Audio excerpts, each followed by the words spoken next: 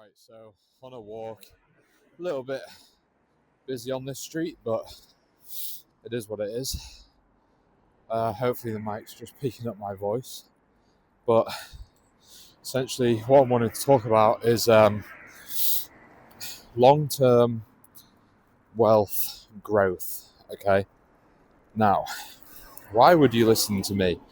Okay, first of all, I've had experience with long term growth of a massive capacity for someone who was young, that was punching well above their weight in terms of net worth, and someone who's also lost a lot of that net worth as well. Now, you've got to think, like, why would you listen to me as someone who's lost a lot of the wealth? You'd surely want to listen to someone who has kept the wealth, and I would be saying that is exactly probably what you should be thinking. But what I can say to you is that I've learned lessons by gaining and losing that wealth. So I just want to go over exactly what I've done before that caused me to gain wealth, and what I then got cocky with and thought I didn't need to do anymore that caused me to lose loads of wealth. Okay, not all of it, because luckily I managed to diversify before losing a certain section of my portfolio. But one thing that is massive is your, first of all, just your mindset of investing. So I'm not going to go into it too much in this video, but look up the difference between just abundance and scarcity mindsets, and I'm going to do a video on that probably at a later date, but that is a key thing. What you got to do is essentially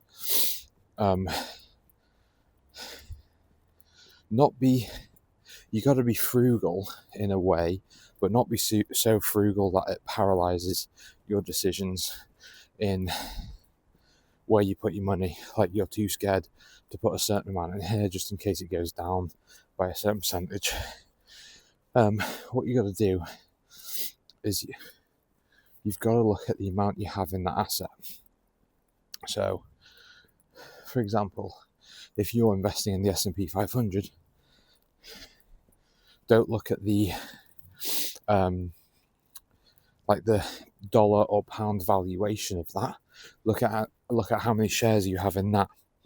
Okay, and then try and grow the amount of shares you have in it, rather than trying to grow the GBP valuation, because that's fluctuating, whereas the amount you have shouldn't fluctuate too much. It should be steady. It should be the value of it that fluctuates. So what I'm trying to say in a long roundabout way is that the best thing to do is to dollar cost average. Every month you pop away. Just literally, the slow and steady does win the race. Okay, where you start to lose the race is where you get greedy and want to do things fast. Okay, now you might think, I've had success by trying to do things fast, by trying to trade, by trying to time the market and all that kind of stuff, which you can have success at the start, but then eventually it's like you playing Russian roulette. Eventually you're going to get the wrong bullet. You can get the right bullet or the no bullet for like a long period of time, and then all of a sudden you don't know how to handle when you do it wrong.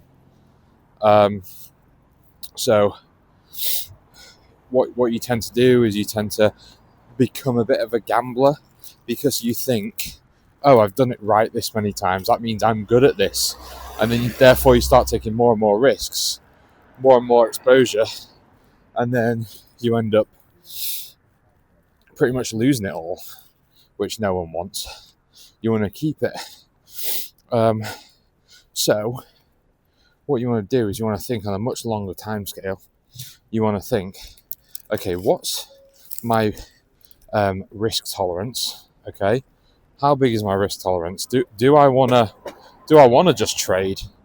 If the answer is yes, I mean, go and knock yourself out, but you'll probably wreck yourself after a while, even if you get early success. Because if you get early success, you don't know how to do the long-term strategies, and you just keep on doubling down, because what you end up doing is thinking, well, if I've got a multiple of 5 already, if I multiply what I've got now by 5, then I've got essentially a shit ton of money. Like if you start off with 10 grand or 1 grand, and then you multiply it by 5, you get 5 grand. And then you think, well, I could get 25 grand if I just do the exact same thing. And eventually, if you might get a 2x, and you might think, oh, this is going well, I'm going to just keep 2xing my way to a million. But eventually you just lose it all.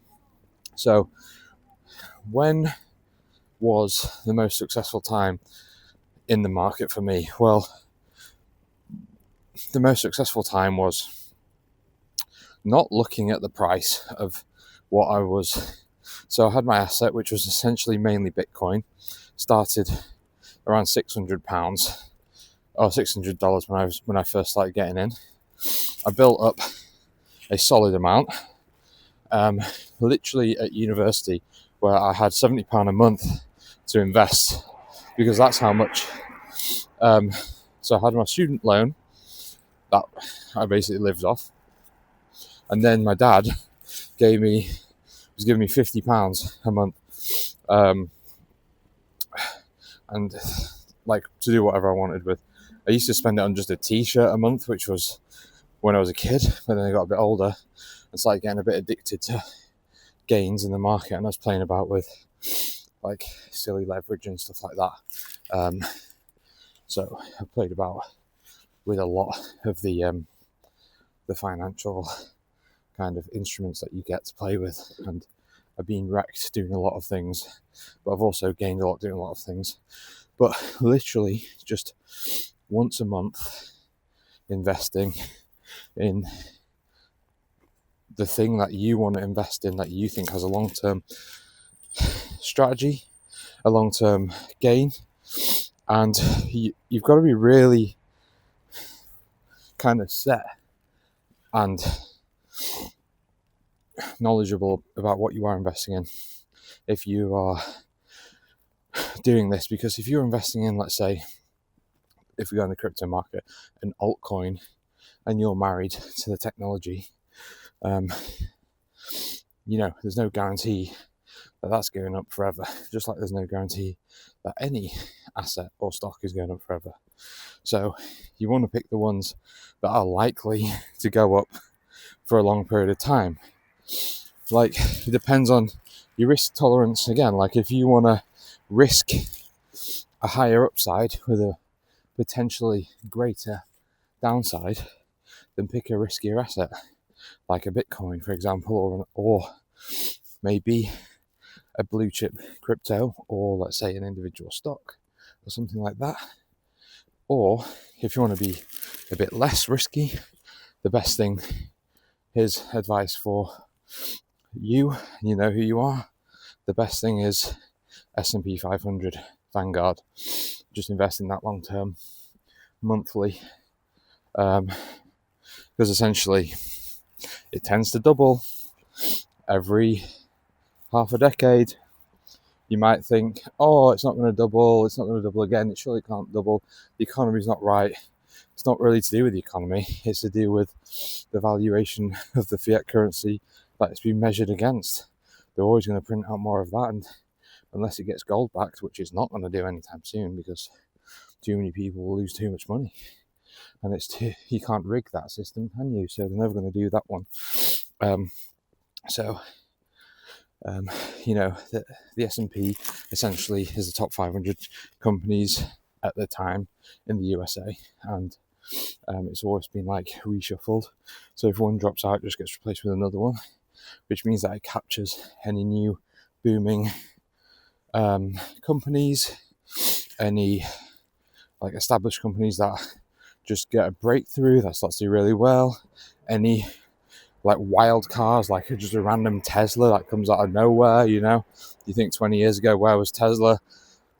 Wasn't even around. And 20 years later, or well, it was in 2008 I think it started, no, it's now 2025, so 17 years later, we've got probably one of the, potentially in the next 5 years, probably the most valuable company in the next 5-10 years. But are you going to understand that potential 10 years ago? You might do, if you're balls deep in it and you understand exactly what it's doing, and you're thinking 59 steps ahead at all times. But you can just invest in the S&P 500. That's going to factor that in for you as soon as it hits that top 500. So you don't need to be an absolute master in the investment world. You just need to invest in that particularly. But then you can do things like where you're starting to weight it between bonds and stocks, depending on interest rates. That's where it gets a little bit more technical. But let's be real. If you're doing it over a long enough time period, that shit doesn't really matter unless we hit nuclear war, for example. Then you might be in for a little bit of bother if the USA gets deleted from the planet. But is that going to happen again? Well, if it does happen, we've got bigger problems than your stock portfolio. So if I was to give advice to anyone, I'd say just weight it heavily between the S&P 500 and probably Bitcoin, to be honest, because I think Bitcoin is just, it's not a measure of the value of Bitcoin itself, it's a measure of how bad the monetary system is. It's a measure of how bad the US dollar is, or the GBP is. And also,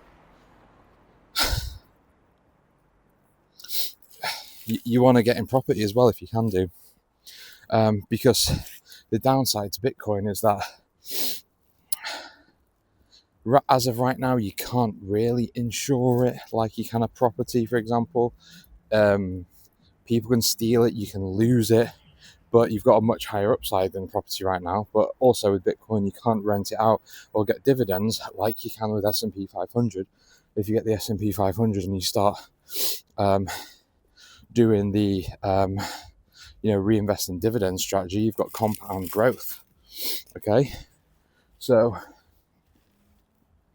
all you need to do is, whatever your wage is, be generous with how much you're investing, because the more you invest, the less pressure life becomes. The less pressure you have in your life, the more you have savings, because if you're living a bit tighter but your net worth is increasing, if you come across hard times in your life, you've got all that stashed. If you've got property, or if you've got the S&P 500, you can get a secondary or tertiary income just through that, without having to, you get paid while you're sleeping. Okay, so this is how you can actually, this is how you can get 3 or 4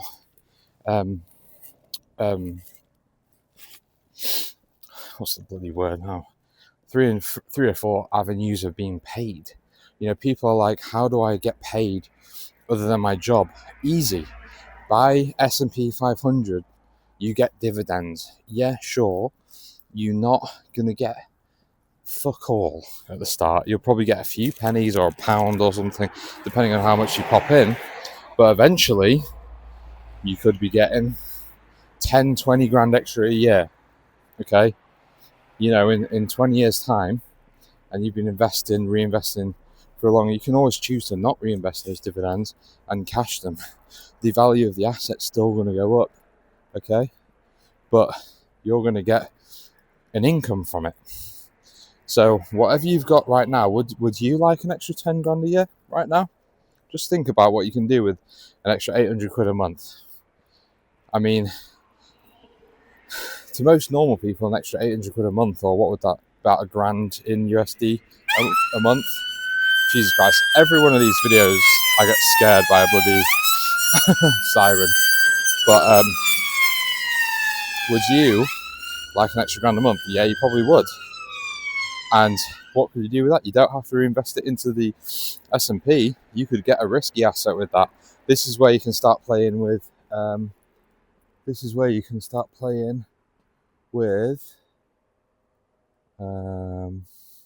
just seems a bit weird in the air, but I believe that's just a plane. I think, or a helicopter or something, but I don't know. So you can start investing that income that you don't have to do anything for into risky assets. All of a sudden, you can invest in the meme coin that does like a 10,000x, if you know what I'm saying, because that money is there to be pissed away if you want it to, because it's not your main or secondary income. So, you know, the ideal in life, then, you know, if you're saving up enough in your investment portfolio as well, and you want to shift some of that into a property, because, you know, look, let's say the S&P 500 doubles every 5 years or 10 years or whatever period you want to give it. You know, if you're investing, let's say 400 a month, that's $4,000 a year. Okay, so if you're doing $4,000 a year for 5 years, what's that? 20 grand. Now essentially double that, you've got 40 grand. Is that enough for a deposit on a house to rent out? Maybe it is, but also you'll have more than 40 grand if you go by that theoretical hypothetical, because you'll have the dividend reinvestments as well. You'll probably have 48 grand, so you could shave off the 8 grand on the top and do whatever you want with it, or you could just leave it until that compound interest really starts kicking in maybe 10-15 years, and then maybe buy a house outright with it, then refinance that house, get the cash back, and then buy a secondary home, you know, with that to rent out and get yourself another income. So while you've got, you know, a household income in terms of rental property and an S&P 500 income, you know, you got your main job, and then maybe like a side hustle, like a drop shipping, because when it comes to making money, what you want to do is not tie the amount you get paid in value of time spent. You know, like for example, if you get paid £10 an hour, if you work 10 hours a day or 7 hours a day, you get paid 70 quid. Okay, if you want to get paid 140 quid in a day, you've got to work more time. But what happens if you want to earn £1,000 in a day, like let's say, or something really ambitious? You literally don't have enough hours in a day unless you become specialized in a field and get a really high paying job. The best thing to do is tie monetary income with units sold, because that is scalable. Okay, you can sell 5 units or you can sell 1,000 units in the same day. Just depends on your marketing, depends on the product, depends on how good you are at writing copy, selling, whatever you're doing. And that is a much more scalable way of getting income. So you'd want to have maybe a main job, which might give you like a nice cushy wage, because there's actually also benefits to a main job. It depends on how much freedom you want in your life and how good your ability is at, let's say, selling stuff, because if you're really good at selling stuff, you don't need a main job. But if you're just starting out, you get a main job, because with that you can also get things like a mortgage, you can get loans, you can get, like, let's say if you're a sole trader in the UK, you might have some serious problems getting loans, for example, or mortgages. And there are serious benefits to getting houses, you know? Like, there's people who say, just checking out, that's on. There's people who say, it's better to not get a house, it's better to rent, and all that kind of stuff. But I think that's a fad. I don't really think that's a wise move whatsoever, because first of all, rents go up, you've got no control, they might want to kick you out. If you get a fixed rate mortgage long term at a good interest rate, or one that you can afford, it's going to be that for however long you fix your rate for. If you're renting, your landlord can just decide to whack them up. And also, house prices increase, you get more control over the house you're living in, so it's also like a quality of life thing as well. You still have the freedom to move, because guess what? You can rent out your house. And if you can actually invest in your house to not only increase your standard of living, but if it's something like adding a driveway, a loft conversion for more bedrooms, or doing up your kitchen, that money that you spend in the house for an improved quality of life actually probably raises the value of your house by double what you spent, or 1.5 times what you spent. So you're actually gaining money and a better quality of life, and that's all in your equity. Like, the increase in the value of the property is 100% owned by you. So if you own a house that's, let's say, worth 300k when you first buy it, and you borrow 260, you've got 40k in, and let's say you put 20k down, so you borrow 280, and forget interest and all that kind of stuff, and then you got a £300,000 house, so you got 20 grand equity in that. And then let's say you save up 10 grand, put a driveway in. Okay, driveway can add 10% to the value of the house. 5 to 10% of the value to the house. So if you put 10 grand in, you're going to get 15 to 30 grand back in the value of your house that you own. So now you own 50 grand in the value of your house. And not only that, you'll have probably paid some of the mortgage off. So you probably have 52, 53, 54 grand or 60 grand value of the house. And the value of the house, because of property houses going up, will have gone up too. So all of a sudden, in a year or two, you've got how much you'd be paying for a rent anyway. You'd have a higher quality of life because it's more control of what you do, and you'd be getting essentially 50, 60 grand that is your net worth, alongside the investments that you're doing in the stock market. So, people who say, I'm just going to rent and all that kind of stuff, I mean, have fun. But let me tell you, after renting I rented for about 7 years, I can tell you that it's no fun when your budget, let's say, is already very tight, and your landlord says, we're going to raise it by £200 a month. Okay, now all of a sudden, instead of saving £300 a month, you're saving £100 a month. And if you have a bad month, God forbid, good luck. That's all I'll say. I guess there's definitely benefits to just renting, but what I think it is a justification from people who maybe don't have the credit score, or maybe appealing to a certain market. appealing to a certain demographic that know are struggling. It's if you look at rich people that ask yourself, okay, do they own their house or are they renting? And I'm willing to bet a lot of money that every single one of them will not just own one house, but will probably have a holiday home somewhere as well, because it's the same thing with a holiday home. Increasing quality of life and an increase in your net worth over time too.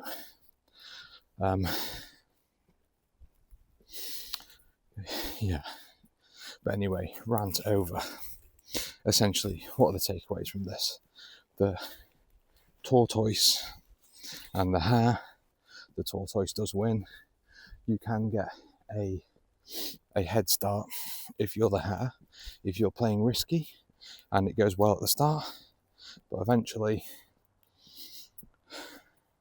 just knowing how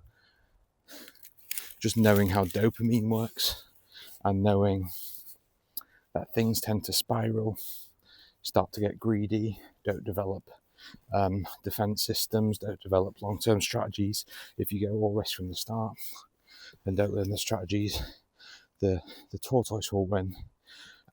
Try and look into getting multiple sources of income and buy a house. Okay, that's me signing out for the day.